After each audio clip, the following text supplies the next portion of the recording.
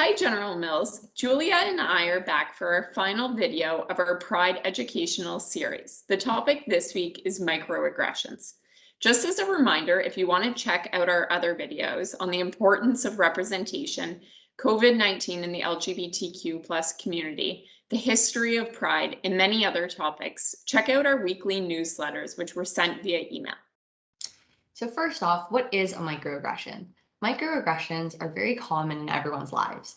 Many of you have probably heard this word before, heard a microaggression against yourself, or even said one without realizing it. Officially, a microaggression is defined as the everyday, subtle, intentional, and oftentimes unintentional interactions or behaviors that communicate some sort of bias toward historically marginalized groups. This is different from a macroaggression, which is a more direct form of discrimination. With microaggressions, many people don't even realize that they're committing them. Some people have described microaggressions like paper cuts. People may think that they are small, but if experienced every month, week, or day, it can result in heavy pain. Now that we know what microaggressions are, let's talk about some of the most common ones used against the LGBTQ plus community. The first one is using certain terminology that is offensive or hurtful. For example, that's so gay. When people usually say this, the most hurtful way is when they're describing something that is stupid and they say that's so gay in replace of that's so stupid, ultimately equating being gay as being stupid. The second one is assuming that all people in the community are the same, saying that a girl with long hair and makeup doesn't look like a typical lesbian, or a guy with a beard and plays sports doesn't look like a typical gay man. Everyone is unique and expresses themselves in a different way. People in the LGBTQ plus community are intersectional and do not fit a box, especially one that is commonly depicted in the media. The third one is making a transgender or gender non-binary person's identity revolve around their body. For example, asking someone if they've had surgeries.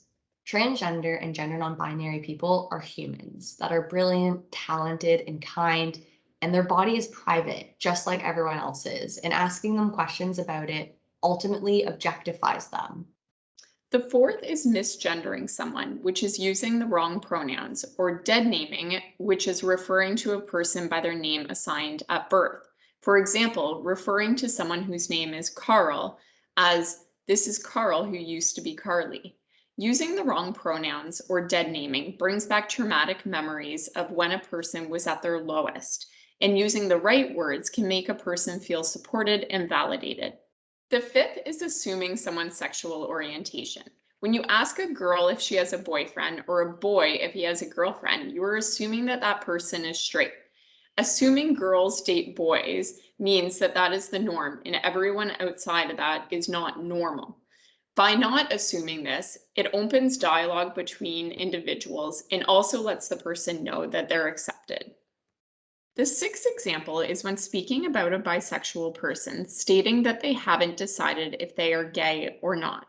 This can happen both in the community and outside of the community. This does not mean that you are any less queer than someone who identifies as gay or lesbian.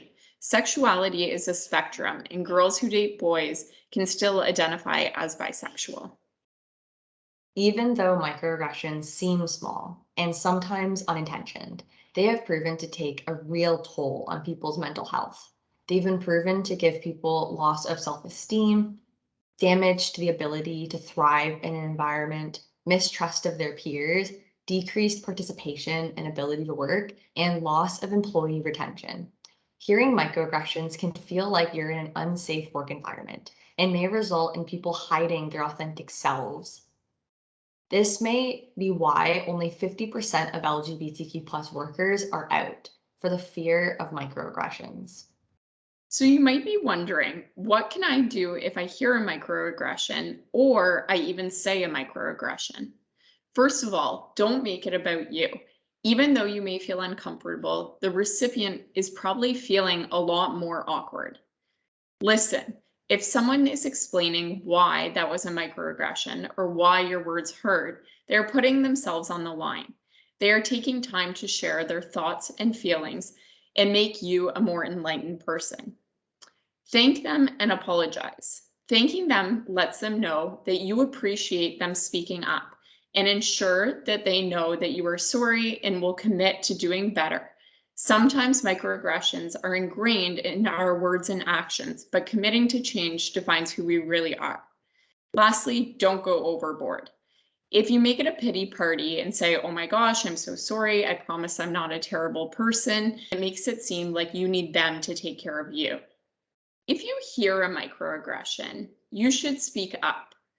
Even if the person who the microaggression is targeted towards doesn't say anything, that doesn't mean they don't care.